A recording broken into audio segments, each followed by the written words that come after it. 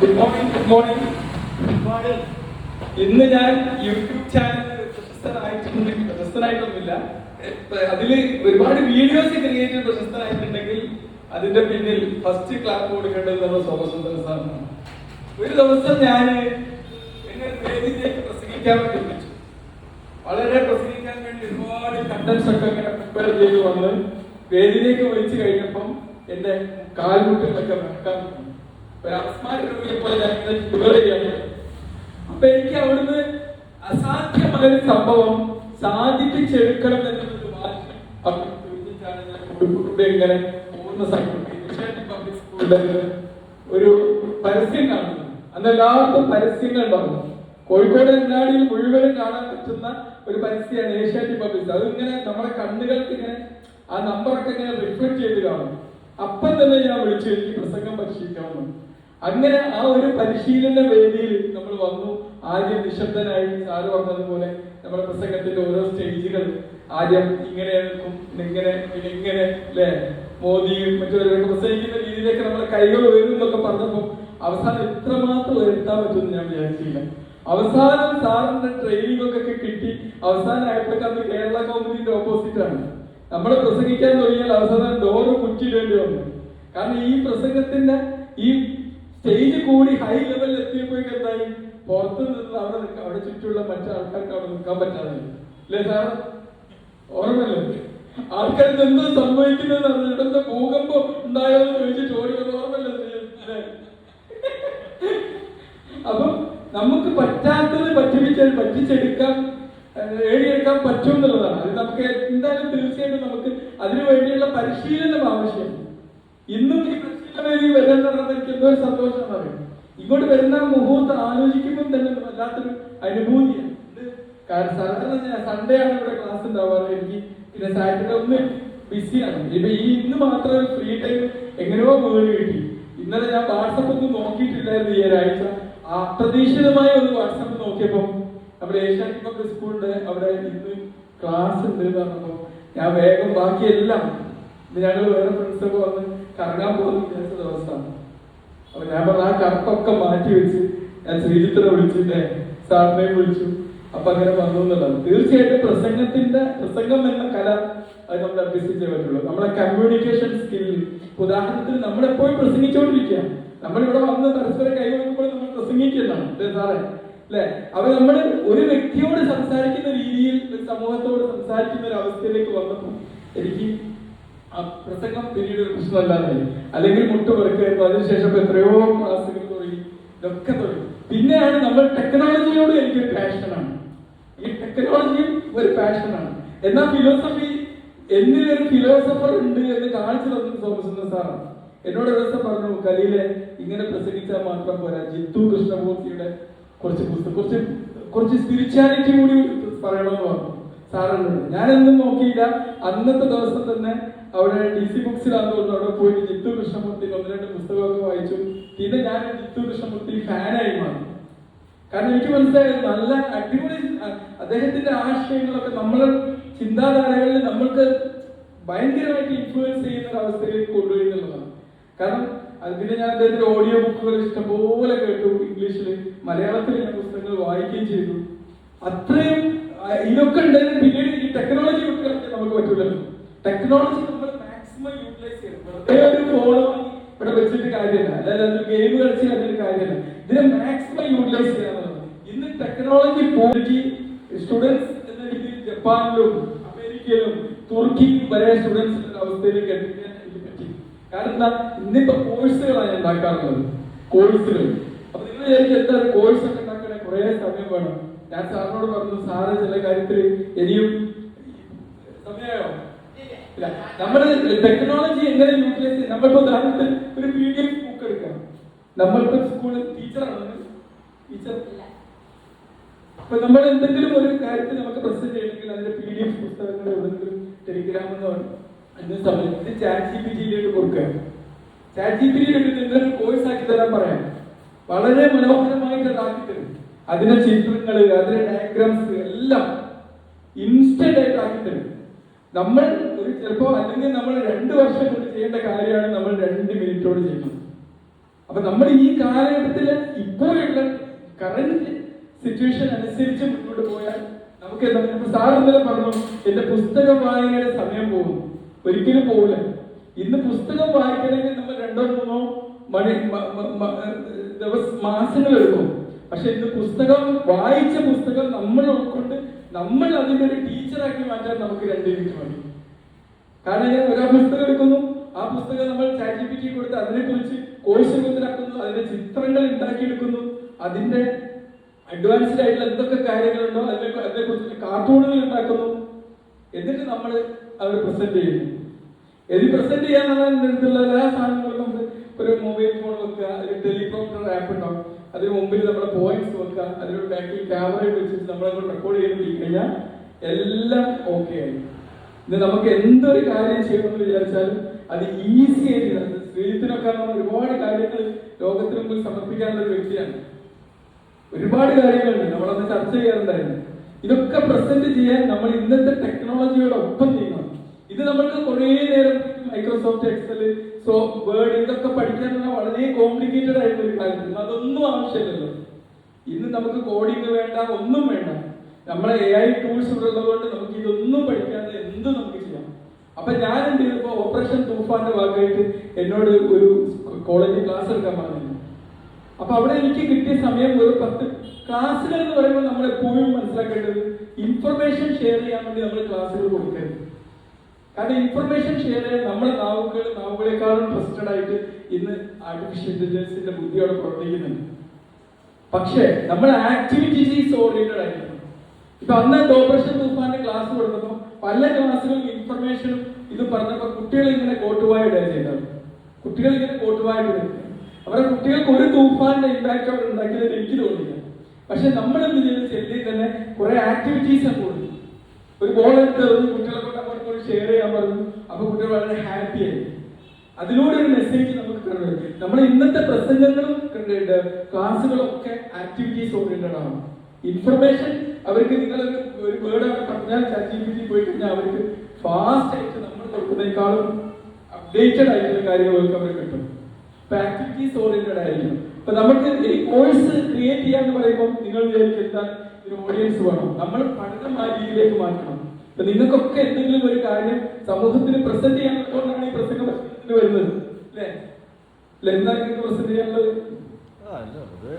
താല്പര്യമാണ്, അല്ല ഒരു ഇൻട്രസ്റ്റ് ആയിട്ടാണ്.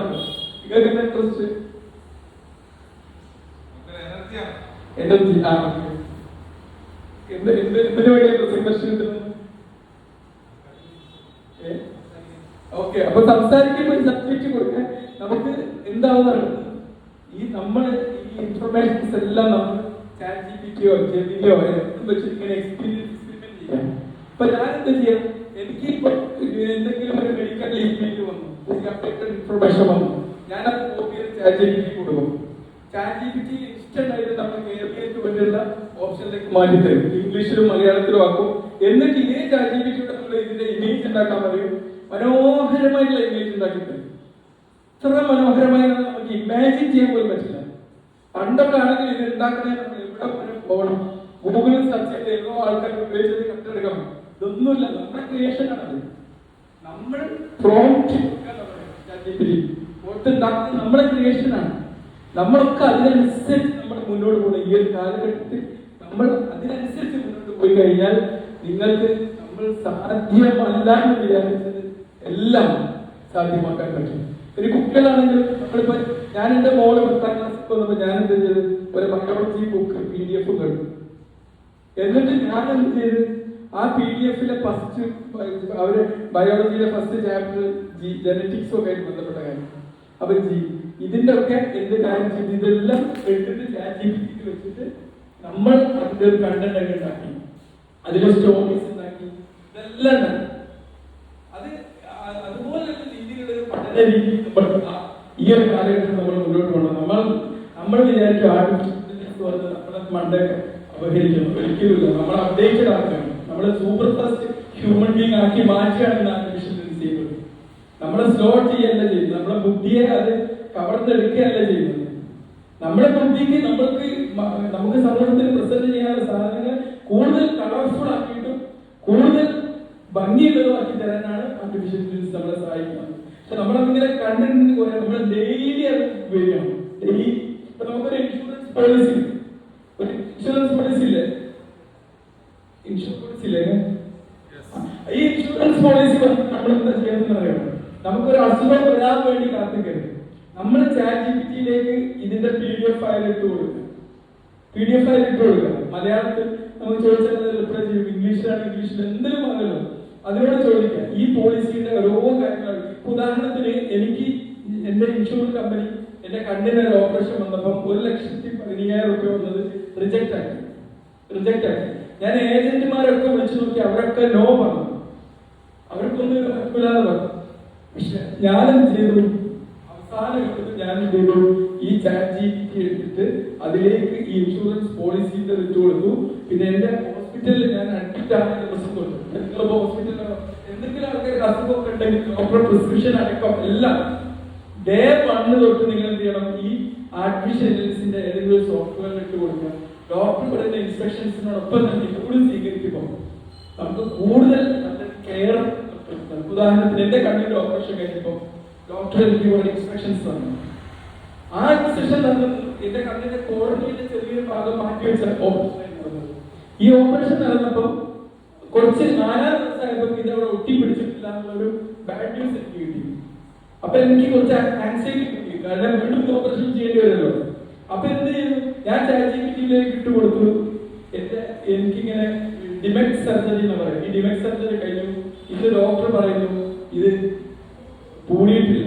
അപ്പൊ എനിക്ക് ChatGPT ഇൻസ്ട്രക്ഷൻ തന്നു, നോ പ്രോബ്ലം. 4-ാം ദിവസം ഇത് കൂടാൻ അവസ്ഥ ഉണ്ടാകാനുള്ള സ്വാഭാവികമാണ്. നിങ്ങൾ വീണ്ടും കുറച്ചുകൂടി അതിനെ റെസ്റ്റ് എടുക്കേണ്ട രീതിയിൽ കിടക്കുക. 3 മണിക്കൂർ സ്ട്രെയിറ്റ് ആയിട്ട് ഞാനത് വീണ്ടും അത് കൂടിയിരിക്കുന്നു. അപ്പൊ നമ്മൾ ഇൻഷുറൻസിന്റെ ഞാൻ പറഞ്ഞു, എന്ത് പോളിസി ലൈഫ് ഇൻഷുറൻസ് ഉണ്ടോ എല്ലാം ഒക്കെ നമ്മൾ ഇതിൽ വെച്ചിട്ട് അതിന് ഫോൾഡർ ഉണ്ടാക്കും. കാരണം നമുക്കിതൊരു എമർജൻസി സിറ്റുവേഷൻ വരുമ്പോ ഇതേ സ്ഥാനത്തിലേക്ക് ഇട്ട് വെക്കാൻ മതി. ഉദാഹരണത്തിന് നിങ്ങൾക്ക് ഒരു പോളിസി, നിങ്ങൾക്ക് റിജക്ഷൻ വന്നു, അപ്പൊ നിങ്ങൾക്ക് റെഫറൻസ് ലെറ്റർ എഴുതാം. ഒരു ലെറ്റർ എഴുതിയിട്ട് സോൾവ് ചെയ്യാൻ വേണ്ടി കൊടുക്കണമെങ്കിൽ നിങ്ങൾ എന്ത് ചെയ്യാം, ഈ ChatGPT-യിൽ നിങ്ങൾ ഓൾറെഡി നിങ്ങൾ ഇൻഷുറൻസ് പോളിസി അവിടെ ഉണ്ടാവും. നിങ്ങൾ ഹോസ്പിറ്റൽ ഡാറ്റകളും അതേ ഫോൾഡറിൽ തന്നെ ഉണ്ടാവും. ഇത് കൊടുത്തു കഴിയുമ്പോൾ നമുക്കൊരു മെത്തേഡ് ഉണ്ടാവില്ല, പോളിസി നമ്പർ എഴുതണ്ട, ഒന്നും എഴുതണ്ട. എന്റെ റിജക്ഷൻ വന്നപ്പോൾ ഞാൻ എനിക്ക് ഒന്നും എഴുതേണ്ടി വന്നില്ല. ഓരോ ലെറ്ററും എനിക്ക് ഉണ്ടാക്കി തന്നു. ഞാൻ അതാണ് സമയത്ത് അത് അപ്ലോഡ് ചെയ്ത് കൊടുത്തു. ഫസ്റ്റ് അവരുടെ പ്രോപ്പർട്ടിയുടെ പകുതി ക്ലെയിം കിട്ടി. ഞാൻ വിട്ടുകൊടുത്തില്ല, എനിക്ക് ഫുള്ള് ക്ലെയിം കിട്ടണം. കാരണം നമ്മൾ ഇൻഷുറൻസ് പോളിസിയിൽ തന്നെ നമ്മൾ വെറുതെ അവരെ നന്നാക്കാൻ വേണ്ടി ചെയ്യുന്നതല്ലോ. അവസാനം ഞാൻ വീണ്ടും 3 പ്രാവശ്യം 3 ഇമെയിൽ അയച്ചതേ ഉള്ളൂ. അവർക്ക് കാര്യം വിളിക്കി, ഇവരോട് കളിച്ചിട്ട് കാര്യമല്ലാന്ന് വിളിക്കും. അവസാനം ഫുൾ ക്ലെയിം തന്നു. അതാണ് നമ്മൾ ടെക്നോളജി യൂസ് ചെയ്ത് കഴിഞ്ഞാൽ നമ്മുടെ ലൈഫ് എത്രയോ ഈസി ആവുന്നത്.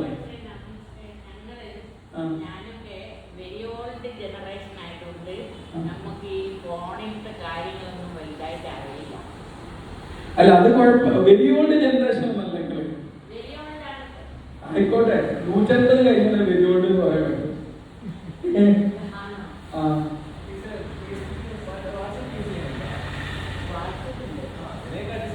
അതിനേക്കാൾ സിമ്പിൾ ആണത്. നിങ്ങൾ ChatGPT ഒന്ന് യൂസ് ചെയ്ത് നോക്കി. ഫോണില്ലേ കയ്യിൽ? വരി, ഒരു വരി അതെടുത്ത് വരി, നമുക്കൊന്ന് കാണിച്ചു കൊടുക്കാം. ChatGPT ഇൻസ്റ്റാൾ ചെയ്താൽ മതി. അത് നമുക്ക് തോന്നുകയാണ്. നിങ്ങൾ യൂസ് ചെയ്യുന്ന എല്ലാ കാര്യത്തേക്കാൾ എളുപ്പമാണ്. ചിലർക്ക് അതൊരു അറിയാം.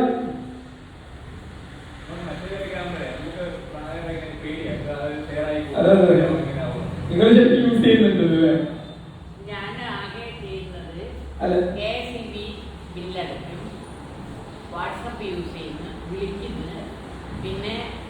പക്ഷെ ഞാൻ വാട്സപ്പ് യൂസ് ചെയ്യൽ കുറവാണ്. വാട്സപ്പ് നമ്മുടെ ടൈം കൺസ്യൂം ചെയ്യുക. നമ്മൾ കൂടുതൽ സമയം ഞാൻ എന്താ ചെയ്യുന്നത് അറിയാം, എനിക്ക് ഹോസ്പിറ്റലിൽ നല്ല തിരക്കാണ്, ഇടവണ്ണ. 240 പേഷ്യൻസ് ഉണ്ട് കഴിഞ്ഞ സൺഡേ. ഈ സൺഡേ 240 പേഷ്യന്റ് നോക്കുന്നതിന്റെ ഇടയിലൂടെ ഞാൻ ഏരിയാഗ്രാം എന്ന് പറഞ്ഞിട്ട് പേഴ്സണാലിറ്റി ടൈപ്സിന്റെ ഒരു സൈക്കോളജിക്കൽ ടൂൾ ഉണ്ട്. അതിന്റെ ഒരു കോഴ്സ് ഞാൻ ഇതിന്റെ ഇടയിൽ കൂടെ ഓരോ ഒരു 30 സെക്കൻഡ് ഗ്യാപ്പ് കൊണ്ട് ഉണ്ടാക്കിയെടുക്കും.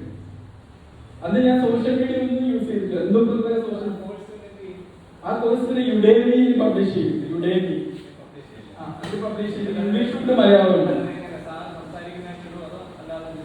അല്ല, ഞാൻ എന്ത് ചെയ്യുന്ന ഈ ഇപ്പൊ ഞാനിപ്പോ എനിയാഗ്രാമിന്റെ എനിയാഗ്രാമിന്റെ ബുക്ക് ഞാൻ ഡൗൺലോഡ് ചെയ്തെടുക്കുന്നു.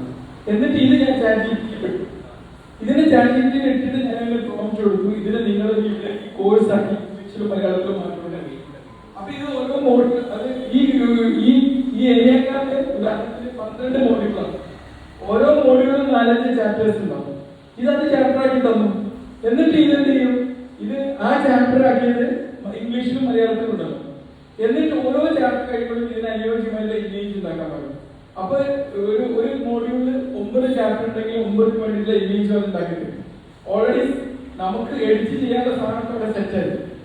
എന്നിട്ട് ഞാൻ വീണ്ടും പോയിട്ട് എന്ത് ചെയ്യും, ഫ്രീ ടൈം വലിയൊരു സ്റ്റാൻഡ് ഉണ്ട്, ചെറിയൊരു ക്യാമറ ഉണ്ട്, ഒരു കുഞ്ഞു ക്യാമറ, പിന്നെ അതിന് മുമ്പിൽ ഫോൺ വെച്ചിട്ട് ഇപ്പൊ ഞാൻ ടെലിപ്രോംപ്റ്ററിന്റെ ആപ്പ് ആൻഡ്രോയിഡ് ഫോണിൽ ആ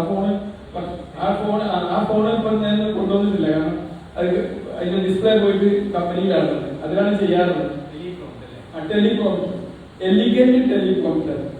ഈ എലിഗന്റ് ടെലിപ്രോംപ്റ്റർ എന്ന് വെച്ചാൽ അത് എന്ത് ചെയ്യണമെന്ന് അറിയാം, പ്ലേ സ്റ്റോറിൽ. അത് നിങ്ങൾ എന്ത് ചെയ്യണമെന്ന് പറഞ്ഞാല് ആദ്യം അത് 1-2 ഒക്കെ എഡിറ്റ് ചെയ്യാനേ ഫ്രീ ഉള്ളൂ.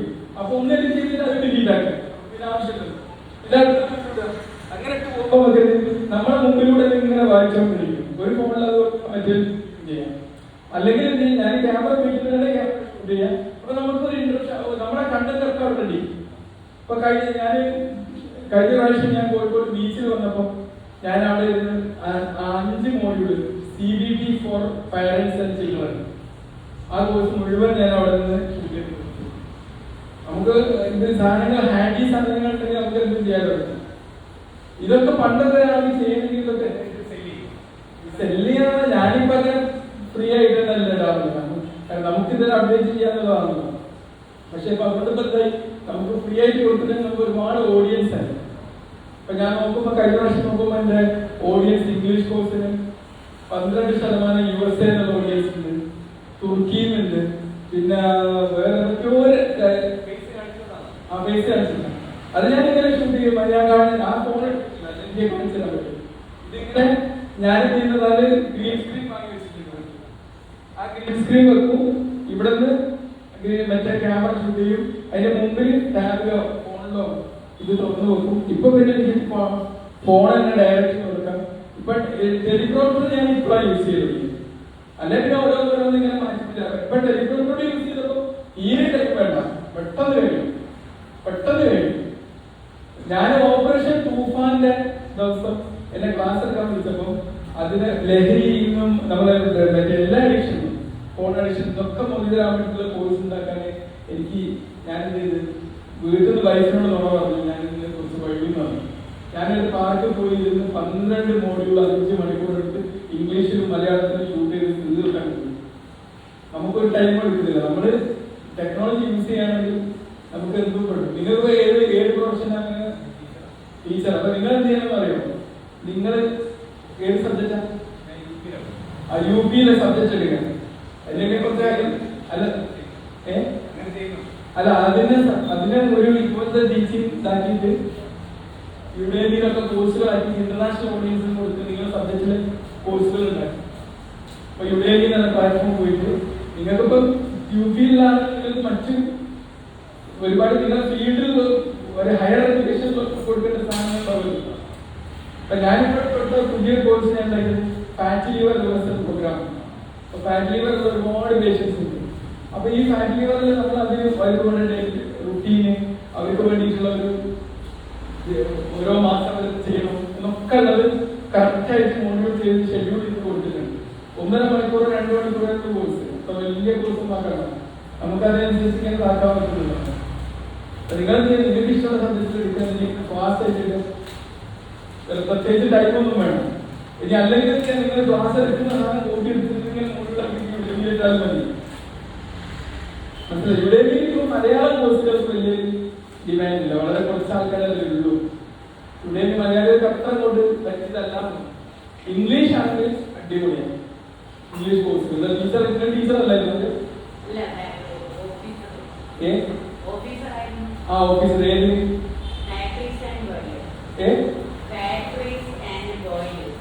നിങ്ങൾക്ക് ഒരുപാട് കോഴ്സിനൊക്കെ ഉണ്ടാക്കാമല്ലോ. നിങ്ങൾക്ക് ഇതുമായിട്ട് നിങ്ങൾ പ്രൊഫഷണൽ എക്സ്പീരിയൻസ് വെച്ചിട്ട് നിങ്ങൾ കോഴ്സ് ഉണ്ടാക്കാം. എന്നിട്ട് യുഡെമിയിൽ ഇടാം.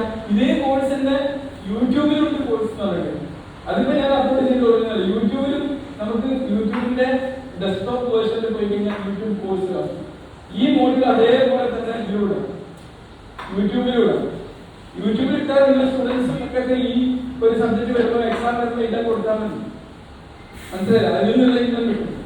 അതാകുമ്പോൾ സ്റ്റുഡൻസ് കമ്പൽസറി ആയിട്ട് കാണുകയും ചെയ്യും. മനസ്സിലായി? ഇപ്പൊ നിങ്ങൾ 7th ആണെങ്കിൽ നിങ്ങൾക്ക് 10ാം ക്ലാസ്സിൽ നിന്ന് എടുക്കാമല്ലോ. ബി എഡ് കഴിഞ്ഞാൽ 10ാം ക്ലാസ്സിൽ നിന്ന് നിങ്ങളെ സ്കൂളിൽ പഠിപ്പിക്കുമ്പോഴല്ലോ നിങ്ങൾക്ക് 7th എന്നുള്ള ബോണ്ടറി. സോഷ്യൽ മീഡിയയിൽ വരുന്നത് നിങ്ങൾക്ക് 10ാം ക്ലാസ്സിൽ എടുക്കാം, ഇവർക്കും എടുക്കാം, ആർക്കും എടുക്കാം. അപ്പൊ ഞാൻ ഒരു MSc സൈക്കോളജി ഡിസ്റ്റൻസ് ചെയ്തിട്ടുണ്ട്. പക്ഷെ ഒരുപാട് കോഴ്സുകൾ ഇപ്പൊ ഞാൻ ചെയ്തുകൊണ്ടിരിക്കുന്ന സൈക്കോളജി ആയിട്ടുണ്ടോ ആക്സെപ്റ്റൻസ് ആൻഡ് കമ്മിറ്റ്മെന്റ് കോഴ്സ് ഉണ്ടാക്കി. നിങ്ങളങ്ങനെ ചെയ്യണം. ഇതാണ് നമ്മൾ ലേണിംഗ് ഇങ്ങനെ തുടർന്നുകൊണ്ടിരുന്നാല് നമ്മൾ ഈ ലേണിംഗ് ഇങ്ങനെ തുടർന്നുകൊണ്ടിരുന്നാല് ഇതിന് വരുമാനം കിട്ടാന്ന് മാത്രമല്ല, ഇത് നമുക്ക് നമ്മുടെ ബ്രെയിൻ എന്നും എങ്ങനെ വരും. ബ്രെയിൻ ഏറ്റവും നല്ലൊരു സാധനം ന്യൂറോപ്ലാസ്റ്റിസിറ്റി എന്ന് പറയും. നമ്മൾ എത്ര പഠിച്ചുകൊണ്ടിരുന്നാലും അത്രയും നല്ലതാണ് നമ്മുടെ ബ്രെയിനെ. അപ്പൊ നിങ്ങൾ ചെറുപ്പമായിട്ടാണ് നിൽക്കാം. നമ്മൾ തുടങ്ങാൻ വേണ്ടി നിങ്ങൾ പ്രായം കാര്യം വിചാരിക്കണം. നിങ്ങളൊരു ബൗണ്ടറിയിൽ ഇത് പീഡിയാട്രിക്സ് 100 വയസ്സ് നമ്മള് പീഡിയാട്രിന് കൗമാരത്തിൽ പോകുന്നതാണ് നമ്മൾ വിശ്വസിക്കുന്നത്. 100 വയസ്സാണ് കുട്ടിപ്രായം. അപ്പൊ നിങ്ങളിപ്പോ വലിയ കുട്ടിയാ.